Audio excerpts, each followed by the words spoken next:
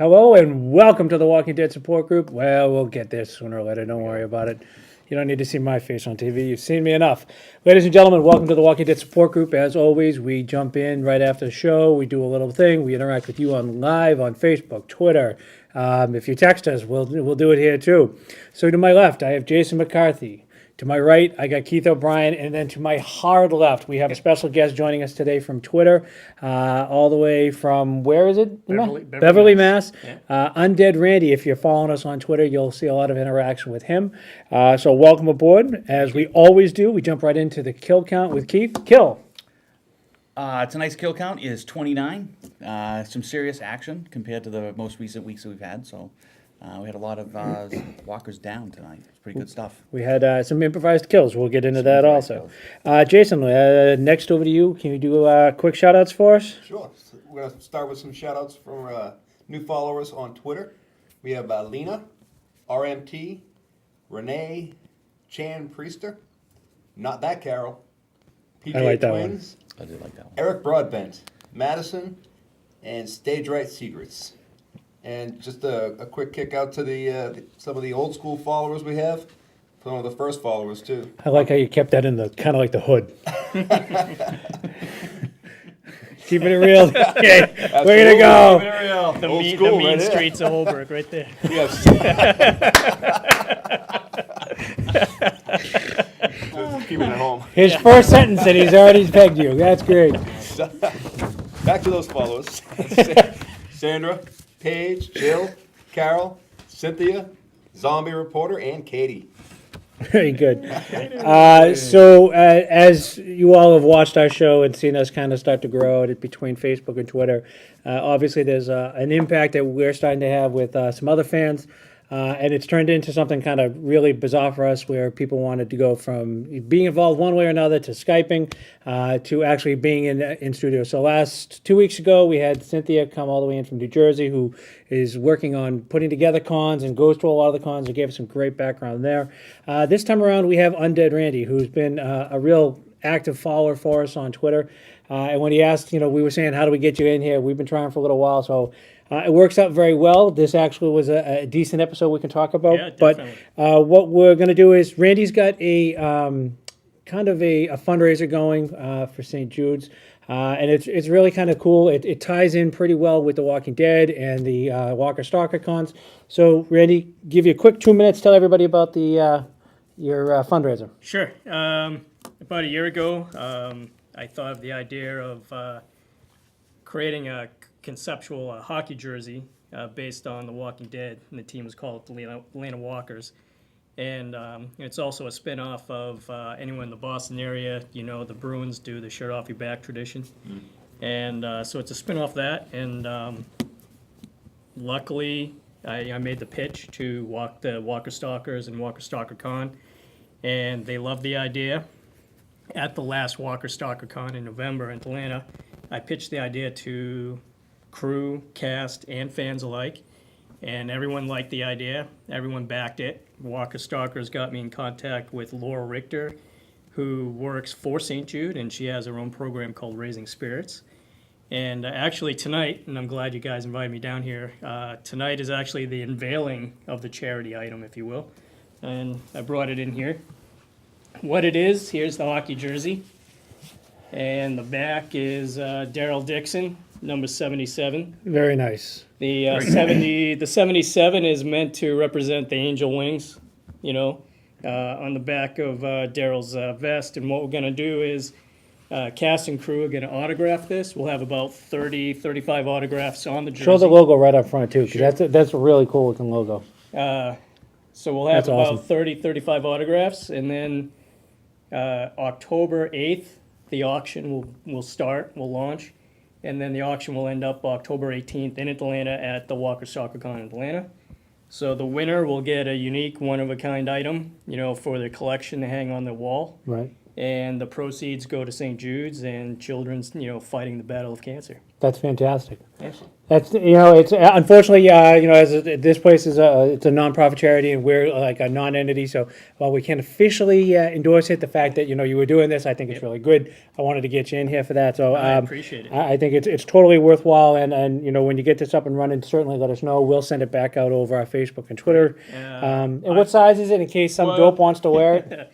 It's actually a large. Large, A okay. large. It's a large hockey shirt, so in other words, Jason would be swimming in it because Yep. it's meant for really big, burly Canadian men. With hats. All right, so let's get into this.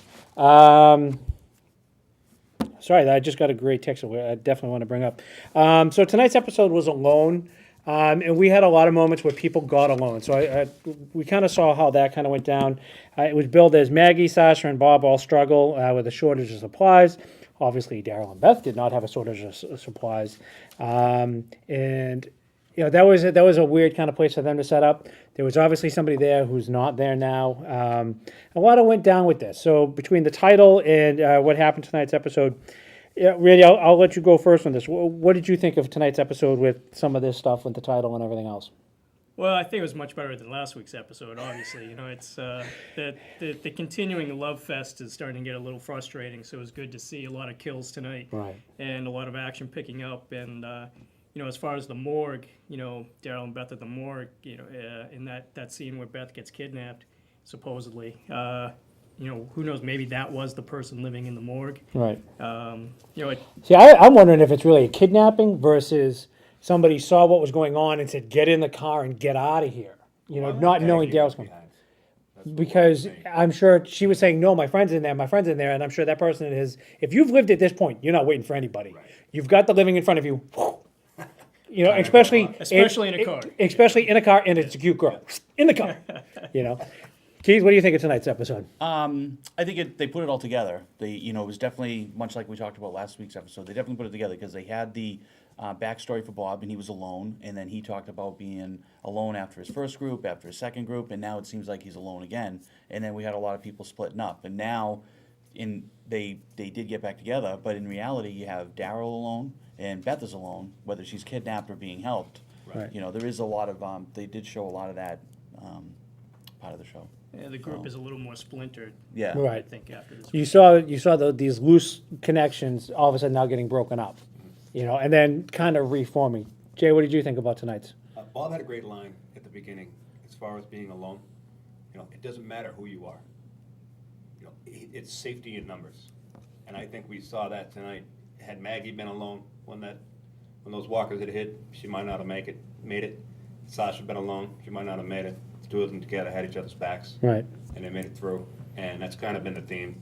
Now that's an interesting choice of words because tonight we actually saw their tactical approach to small numbers dealing with larger groups coming at you. Everybody was back to back, kind of keeping your peripheral view Your of 180. who's going, Right. and using that as to their advantage. Because obviously the walkers are, while they're a threat and they're primal, they don't have that ability to use a weapon or a tool to stop you, whereas you do. So that was an interesting choice of words there, where they're back, got each other's backs. For me, it was one of those. We had them alone and forced alone, and the only one who had been alone really like that was Bob. Bob knew what it meant to be alone, and I think that's why we got the flashback, and we saw him in the group, and ties into what you were saying. But then Bob was willing to say, listen, we can't go alone. We have to stay together. And one went alone this way, one's going to go alone that way. And he said, well, I'm going to choose to go with her because she's going to a group. She's going to a community, supposedly. I'm going to chance that. And he was willing to do it alone. So again, Bob got alone, and he was willing to do it. So that was, I think that, like the I Stand Alone song, that was kind of in my head. Like that would have been a good backdrop theme for the whole thing. So, and then, part of our favorite part of this show is some of the more exciting parts. We have favorite kill. So, Jay, favorite kill, what do you got? You pray for a sign. Maggie got one tonight, and I don't care which kill you chalk it up. Any one of those kills with that sign, that was beautiful. Yeah, where she took the head off was pretty good. Yeah. Yep. And I'm sorry, I lost my place. Randy, who was your favorite kill? Well, actually, I went with Sasha and the harpoon. That was You know, good. It's she.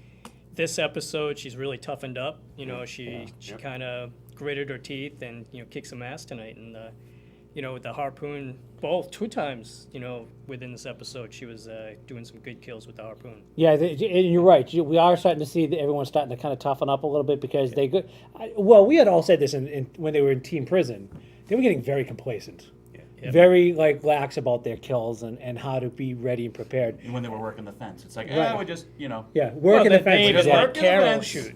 Right. You know, So so I think as That time was one goes of those on, things. Too, what happens is they disassociate the humanity of these walkers, and that helps toughen them up. Yep. Once you stop thinking of them exclusively as they used to be human, Right. and you just start thinking of them as monsters, it's kind of tough.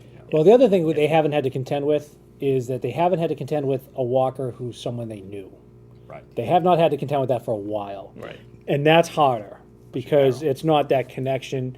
And that's the other thing, and you brought this up, we haven't had a good internal death in a while. And this night was supposed to be built with that. And I'll admit, I was rooting for Bob. Well, I thought Bob was going with all the screen time Bob got. I was like, Bob's gone. I called it.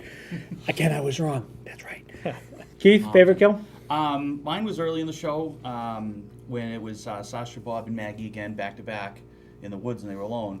And they seem to be doing a lot of hand-to-hand kills, but then Sasha just wields the pistol and one-handed headshot.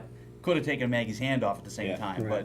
but we've seen that a lot. And like you say, as we say, they got complacent in the prison, but eventually the skills come back. I shoot one-hand competition, so I love it.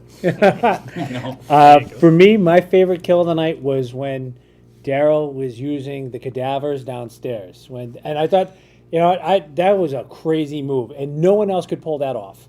No. No one else was going to run into a basement where you're trapped and have the forethought of, I'm going to wheel this one over here, I'm going to start stacking them up. And what'd you say, piling them up? I said, Yeah, wow. Right. And then he scoots under that, crawls over to the other cadaver, and then once they're all down the stairs, he starts pushing them Pushing in. the tables around. And then he's only got to deal with 2 to get up the stairs, and he can close the door. And we know they're not opening that door. Yep. So, how come they can walk? They can't Downstairs. walk right, but they can get down a flight of stairs. Yeah. Their knees do not properly bend, yet somehow they're getting down this. getting down. That's not gravity, because gravity they'd fall forward, brother. You know what I mean? Yeah, Trying to help they you out can't here. climb. Right, They they can't, can't go up climb. ladders, but they can go downstairs. They can go, and that's more of a knee And they got manipulation. up the stairs to get to the front door. Yeah. Right. That's So, actually- and they got up the stairs to get Phil. Phil Connors. Thank you. Threw that out there just for you. Wow, Do you know how long it took me to build that up? I know. Anyways, then we have favorite line of the night. I'm not really sure if I got one, but for me, it was probably that moment when Beth said, well, why do you all of a sudden now believe? And he just kind of stared at it, and she was like, oh. And she caught on like, oh, it was me. That was like, that, for me, the best line of the night, but it really wasn't a whole lot. I'm horrible tonight. Jason, what was your favorite line of the night? It's actually by Joe, our new guy here. Why hurt? Oh, I'm sorry. I need my glasses here. Hang on a second. Get the 150s on. Why hurt yourself when you can hurt other people? To me, that kind of says, is this the introduction of the Hunters? Is this what Oh, these it totally guys are? is. Yep. You know what I mean? And I've been really excited to see them and see Yep. what they're going to bring to the table. And hopefully, that was what kicked it off for me. Yep. And Randy? Well, for me, it was when Daryl and Beth were talking, and she was trying to convince them that it was still good people. And Daryl turned and said, "Well, I don't think the good ones survived." I thought that was a pretty cool. Oh, at the in the cemetery. cemetery, Yeah, that was a good line. Yeah. That kind of said something like. And did she even really react to that? It was just No. kind of like a look, a little, but there wasn't too much of a. Wait a minute, I'm alive. Right. Right. And you? Mine was in the beginning with the flashback. Was Daryl asked Bob when they picked him up on the road the 3 questions. Yep. Yep. Asked him the 3 questions. How many walkers have you killed? How many people have you killed? And why? And why? Right. Yep. And he said I killed one normal person. One normal person, and she asked me to do it. Right. Yeah. She couldn't So- take it any longer. And It's a shame I- he wasn't around when Andrew was around. Yeah, right. before we get into that favorite moment of the night, out. Kirk, who is at home watching, sent me a text, and this was a great reference. And This is one of the things that Randy and I were talking about during the show and getting ready for our show, is that there's been a lot of there has not been a lot of the undertone that we liked. There was that good writing, that good literature from classics lines and the storylines, and so Kirk looked up Terminus, and it is the Roman god of boundary makers. Uh-huh. So that is fantastic because it is following the boundary lines of the train and it's going to one place. So Terminus is, I think that's great. So Kirk, thank you for that one. And any minute now, I'm probably going to get a 2-letter ending in a U kind of text from Kirk for saying his name on air again. But, hey, still love you. So let's go Every time into you say it, Kirk. favorite moment from tonight's show, and this was, we kind of just throw it up in the air, but since we have a guest, what about you, Randy? Do you got a favorite moment from tonight? Well, a couple of moments actually. The Daryl in the basement of the morgue was great. That was well done. Beth getting kidnapped, that was also a highlight of the episode. And Sasha again, just kind of taking charge and doing some good kills. Jay, what do you got? I had, like you said, when Beth got kidnapped, it was, all right, finally something exciting. Yeah.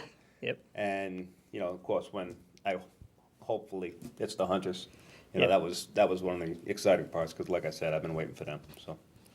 Someone will get eaten. Well, that's we were promised someone was gonna die tonight, and that just did not happen. It didn't So, happen at all. You spoiler people, you're frozen.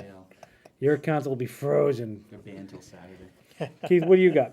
I like from the show and the way it was done. I like the scene in the fog. Yeah. Because that's a very zombie apocalypse powerful scene. It's like you see them, everybody makes a camp, they feel complacent at the prison, and then they see them stringing up like the cups and the hubcaps, but they're just standing back to back, like where are they coming from next? And that also reminded me of, which had a lot of Walking Dead cast, and there was The Mist. Yeah, as the well. Mist was good. Kind of, and I reference it to like the original Fog, not the remake. Right. But the remake was good, but the original Fog was fantastic. All right. That scene was. It was. I mean, it was well done. It's good storyline, and the camera work I thought was really good. Yeah, I like the lighting on it. It was just creepy enough that you were like, it was Very that classic creepy. Fog Stephen Yes. King from the 70s. Classic. Vinny is who's the occasional fill-in host for us, sent in his favorite moment is Bob getting drunk on NyQuil. Good one. Kirk did send us that 2-letter thank you. And Shocking. he says, what about Maggie sleeping with the dead walkers? Yep, good enough. For me, my favorite moment was when, and I kind of called it the Survivor mashup, where Bob and Sasha were now having that council of, listen, I know you like her. I know we're a group and we've all agreed to align and vote the same way. She went nuts. Like, it's time to vote her off the island. And, I was waiting for the tiki light to go out, like, she's gone. Right? Is that copywritten? Can I say that? Sure, I don't you know. can. I was waiting for a light to be extinguished. Send your hate mail here to BJ Foley. And he gives us the thumbs up. He'll take the hate mail in the control room. Check for that 2-letter thank you on your phone. Yeah. So anyways, to me, it was a good moment because, you're going to have that happen eventually. Sooner or later, you're going to have to decide who we're going to stab in the back, because I think they're making a bad decision for us. And Sasha showed her hand to Bob. And the worst part was Maggie heard it. And that caused Maggie to split, which gave us a big part of this development of Maggie going off, Bob saying, listen, we can't split, and then throwing a kiss onto Sasha, hoping it was going to work, and then it didn't, and she's going to go. And I know in one of the other things we saw on Facebook, Cynthia said her favorite moment, or what she learned from tonight's show. Oh, we'll do that later. She learned something, so I won't say that yet. But that was kind of fun. So next week's episode is The Grove. We really didn't see much in the coming attraction for that. So, I mean, who really knows what that's going to go with? Do we have any predictions? Randy, what do you think? I think part of the group will finally get to Terminus. We'll see maybe an introduction to what Terminus is like, Right. how it's set up, who's in charge. Maybe it's the hunters, maybe it's someone else. I was kind of surprised, and I mentioned this, I think, to you guys earlier, that in this week's episode, there was no reference to DC, whereas in the Right. past few episodes, there were little flashes of Washington, DC, or mentions of DC. So I'm hoping that next week we'll get a glimpse of Terminus. I'm gonna do what I usually do and overanalyze this. Shocking. Well, at least you're Grove- not typing it. A grove is a stand of trees. To me, that's a community of trees. And I wonder if that's kind of the play on words here. If it's the community, everybody's gonna start getting back together. They're gonna start meeting up. I'm hoping that's kind of what it Could be. means, because Yep. otherwise I don't have a clue. And after and next week we all come back and go, we had no clue. Yeah. Yes. Keith, what do you got for next week's? Much like what Jay say, or like Randy, I hope that it's going to be that they're in Terminus and the Grove is kind of like a gathering or community aspect. Whether it's good or bad, we won't know. So, but I mean, if they get there and the gazebo's burnt down, go that way, run. It's not good. Well, from the trailers we know, we're going to see Tyrese, Carol, Lizzie, and her sister. The sister apparently is bait because we see her on the ground getting pulled by her foot. Oh, wow. They play with us, Carol's crying and all that stuff. And what I think we can all safely say is that the preview of next week tells you something, but it's not really telling you what you're thinking. It's misleading every time. So certainly AMC has gone on a complete lockdown. You don't see any kind of synopsis for the next week. IMDb has been consistently wrong. So obviously someone's been feeding them, Super tease. half information. So going by some of that, it looks like again they're saving some costs on having the crew there and complete. I don't mean to be mean. I think that's what they're doing. I think they're deliberately saving costs by not putting characters into every episode and having to pay them per appearance.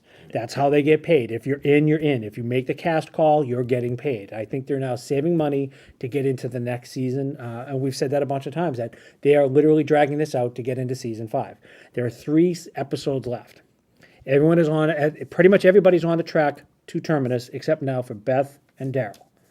Beth has either been kidnapped or rescued. Daryl is now with people who probably are going to make Merle look like a Cub Scout. Yeah. So I don't think we're going to see a lot more of them. I think we're going to get stuck again with a very narrow timeline of Tyrese, Carol, and the 2 girls, and hopefully there's going to be some good kills. But I don't have a good feeling that next week's episode is going to be as packed as this one. And this one, we had, improvised weapons. There was a lot of good kills. They're not in a town. Everything we saw was they're still on this train line. They're still out in the woods. And if, going back to the Grove concept, if we're going to be in a thing of trees, really how much is there going to be? So, I mean, it's going to be tough. So what I'm hoping is that we're going to see some kind of action. I really still need an update on Rick and Michonne and Carl.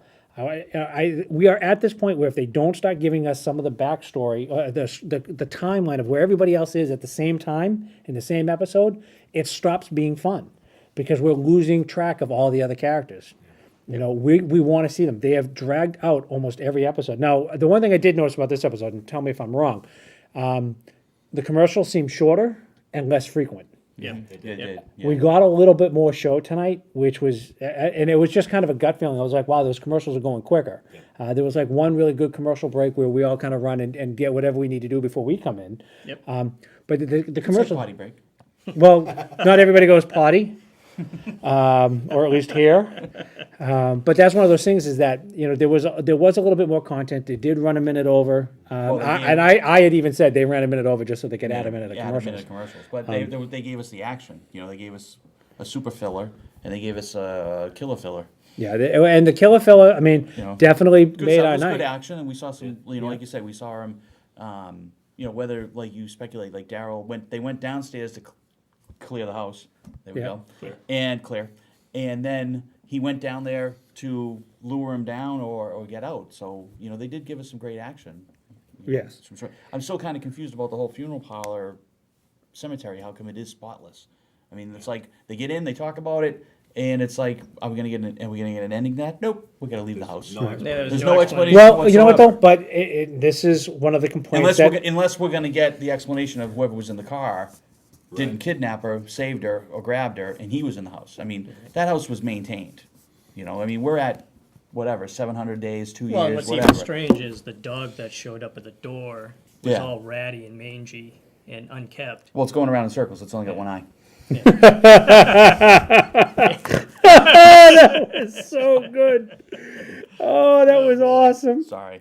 Send your hate letters to Peter, care of BJ Foley in the control room. No? Okay. Never mind. Oh, that was so good. That was so good. And we're getting a bunch of other people tweeting in, posting up about what they learned tonight. So we'll get to that in a few moments. But one of the things that we have all complained about, and one of the things that we loved very early on, was those storylines, how the title meant something, and then there was the subtle references to like classic storylines, and we haven't had a lot of that tonight with the title alone. And I know this is off script, but we've got a few minutes. Tonight, this was the first one in probably good 4 or 5 episodes where the title really had a good significance to the episode. You could point to moments where this title worked. Yep. And Randy, I thought you had a couple good points, and you even said you've got one of the writers as on Twitter. Yes. So I mean, you and I both enjoy this aspect of the show. We both talk about it. You're in the boat. What do you think? Well, it's and I think since the fall of the prison, there's been a struggle with the writing team to, and I've mentioned this on the Instant Reaction podcast, a couple of times that I usually join. Between the comic book timeline and the TV show timeline, there's such a vast difference. Right. But yet you still have to end up at almost the same major event point. And they did say this season was going to tie closer to that comic book. Right. And how do you do that? Well, they were almost on track with that, but the last few episodes they've been so far off. The scripting, as you mentioned, I follow actually one of the script writers on Twitter, so I feel kind of bad saying this, but it almost seems like they're lost. They don't know how to handle the different characters, the characters that are not in the comic, between the characters that do show up in the comic. How do you get them to the next major event in the story? And because at this point in time, if you follow the comics, this is when Rick is getting the phone calls from Lori, actually, when they already covered that in season 3. And, there's great scenes where he has a phone in his duffel bag, and the phone will ring, and he'll have a chat with Lori while he's on watch, and everyone's at Herschel's farm.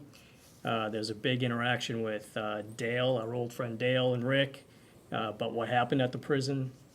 So I think the writers now are they're lost, they're fumbling. And Kirkman's involvement has kind of tapered off a little bit this season. And you'll notice the episode that Kirkman wrote was almost exactly like the comic. The first part with Carl and Rick Right. In the house. And that's, I think, one of the problems I'm starting to have is that partnership is not there. That the writers had a way of taking it into a TV storyline where Kirkman's got the comic book storyline. And even he said he's happy about the spinoff because then he can completely go divergent from The Walking Dead as it is now, and it's new characters and everything else for him. And I know as a writer, that's very freeing for him. But at the same time, this is now suffering. Yep. To me, it really is. It's But just. is it like a show? I mean, does the show? I mean, in some ways, the show suffers because you have so many different writers that they're writing different episodes, and then it's not like they're writing an episode after they saw the other episode. They probably get, Jason writes an episode, gets a synopsis from Randy, and you get a synopsis, and you're Kirkman, you get a synopsis from them both, so you can write episode 5, but they wrote episode 2 and 3 on their own. Well, it hurts the generally what it happens hurts is the show because now you've got other writers and other directors directing it their way and writing it their way. I mean, the show's very successful. So any writer or producer can do whatever they want because they've been given the rights to that one show, and they run with it, and all of a sudden you get... Well, what happens is when they're writing episodes, and this is even for the half hours, sitcoms, is that there are teams who will work on an episode, not just like one particular writer, but those teams they do interact with each other. But the problem is everyone's got scenes, and so you've got this and you've got that, and then they kind of hash it out as a room, and then they kind of do a run through where they act it out amongst themselves. It just seems that they are lost in trying to get to 5. They know they need to get to 5. They know there's going to be a spinoff. There's got to be a ton of pressure to keep this up. Right. And then you had, this. Now you've broken from the prison, which was a major, easy thing for them to work with.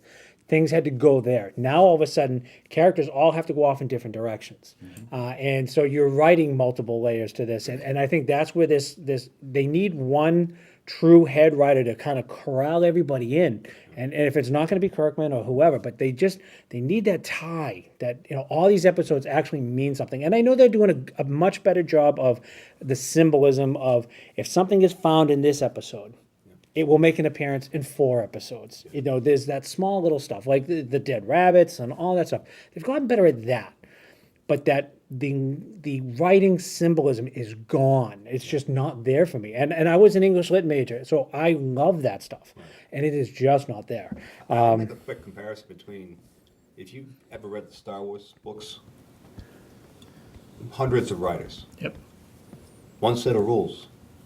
Lucas laid down rules on the world and everything else, Yep. and all that had to be followed.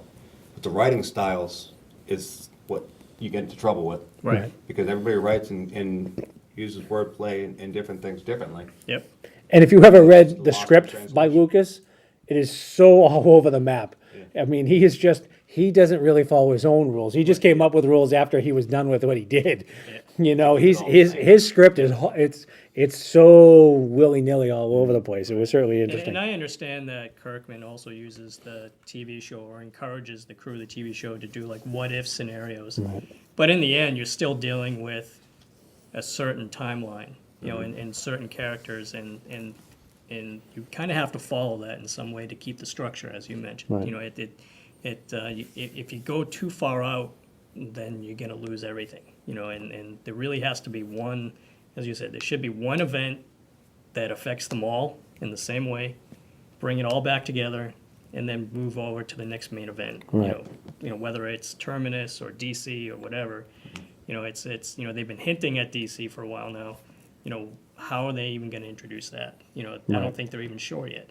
Exactly. They're just throwing little nuggets out like, oh, DC, but And they expect us to believe that, the Joe Dirt of everybody in there is somehow the scientist. right. It's like, come on. Bill Nye the Science Guy just went, no! No mullet! Sherry up in New Hampshire said her favorite kill of the night was Maggie's DPW decapitation. So that was a good one. I figured I'd give her that one. And all right, so let's start wrapping stuff up and moving into our favorite moment of the night. Randy, you're our guest.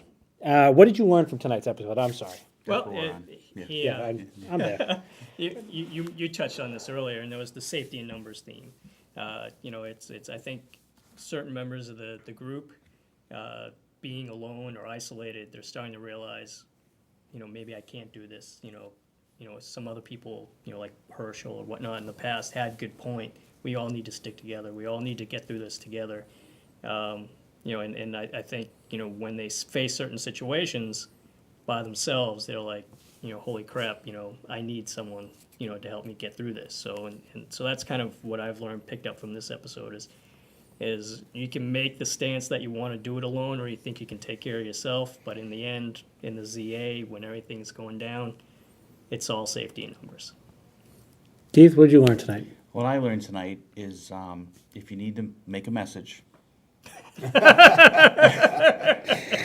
take, If you can't find a Sharpie, if you don't have a pen or Sharpie and you don't want to use the point of your knife, you drop a walker and dip your quill in the small intestine and pencil your message right on the wall of the railroad building. And make sure you don't have a cut on your hand. And make while sure you don't have a cut yeah. on your hand. Absolutely, absolutely. But Maggie went right to town on that. Red Sharpie.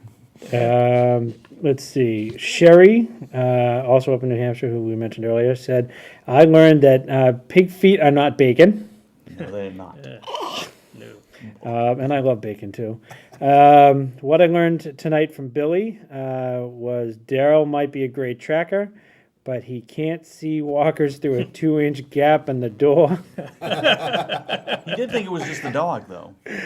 That was He looked, yeah, he awesome. did look, yeah. He did look. Oh, that was so good. I'm trying to see if there's another one here really quick before I give out mine. What I learned tonight was that I'm not alone in my frustration with this show. And I strictly from a writing point of view. It's driving me batty. But what I did learn tonight was that the one-eyed dog was kind of like my favorite character of the night, because that thing was just so mangy and it shouldn't have survived. And then all of a sudden, when it came back the next time, you heard it kind of get stomped or something. Yeah. You heard that. Yeah, you heard it. So all of a sudden, you know what? They will kind of go after an animal, I guess. You know, I mean, we knew they would attack the cows, but cows are too stupid to move anyways. Right. And Jay, what did you? Oh, wait, hold on. Vinny learned no parking in. There's still no parking enforced during the zombie apocalypse. That was a good one, Vin. That's a good one, yeah. All right, And he's Jay. working too, right? You know he should be home by now. Oh. Jay, what did you learn tonight? Other than Bob and Sasha are not Hollywood's newest couple, I learned that embalming fluid is the cure for the undead. Yeah. Just drink a bottle and you're good.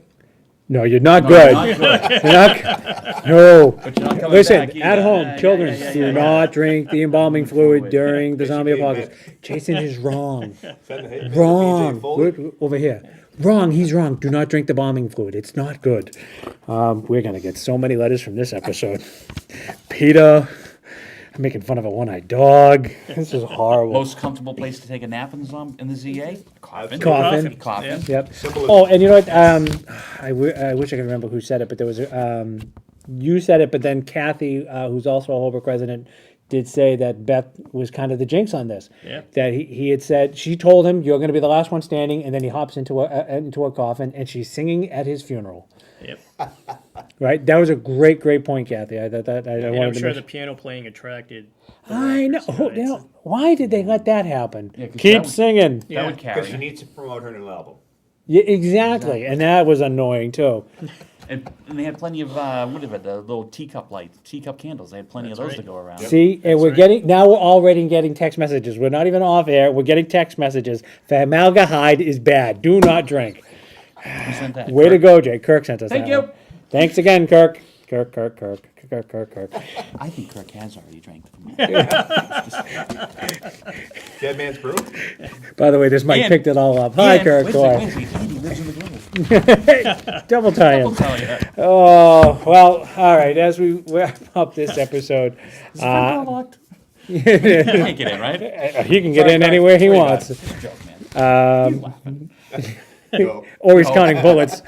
Or he's engraving bullets. Alex. He's only going to wing you. Don't worry. Hey, He's just great. met you. Yeah. So once again, on behalf of everybody here, we are on Facebook. We are on Twitter. It's at WD Support Group. We are literally all over the place. We post this back up on YouTube. We thank you for all your help and support. On behalf of Keith O'Brien, Jason McCarthy, our special guest, Undead Randy. Check him out on Twitter. If you're not sure how to follow him, get on with us. He's there. We'll make sure. And when that's ready to go, let us know. You bet. If I can, just one more last shout out to Absolutely. the Walker Stalkers, Laura Richter, and Raising Spirits, and St. Jude, and Big Stick, the company that made this. They helped assemble the jersey. So Big Stick up there in Canada. Excellent. And they've been very flexible with my request of prototypes and whatnot, and kind of fitting with tonight's episode and why I kind Big of sticks. Lots of big Lots sticks. of big sticks. Sasha's got one. Sasha, Saniqua Martin Green, Irony Singleton, and Melissa Hutchinson, who does the voice of Clementine in the video game. Those were the three cast members that when I pitched the prototype jersey and talked about this charity, they were there. They actually supported me. They said, "You got to do this," so they pushed me on. So it was kind of nice to see Sasha, kick some butt in tonight's episode, and it was kind of fitting. So and I appreciate you guys inviting me down. I mean, this is a blast, and Well, hopefully we can again, do it like again. we've said this time and time and again, we never thought in a million years that we would, one, expand beyond the town of Holbrook. We never thought we would Main have, streets of Holbrook. We would, yeah, exactly. We would never expand into, having people international who want to watch our show, and certainly never expected people to want to be in our show. And it's, the fact that you drove all the way down from Beverly on a Sunday night, Hey, fantastic. I'll do it again. I totally appreciate it. I can't say enough. So on behalf of everybody here, thank you for watching the Walking Dead support group. Follow us however you want. Get involved, participate. And when this is up and running for Randy, we'll make sure you're aware of it and have all the links that you need. I'm Alex Mann. Thanks a lot. Have a great night. And be sure to walk on. Good night. Good night. Peace.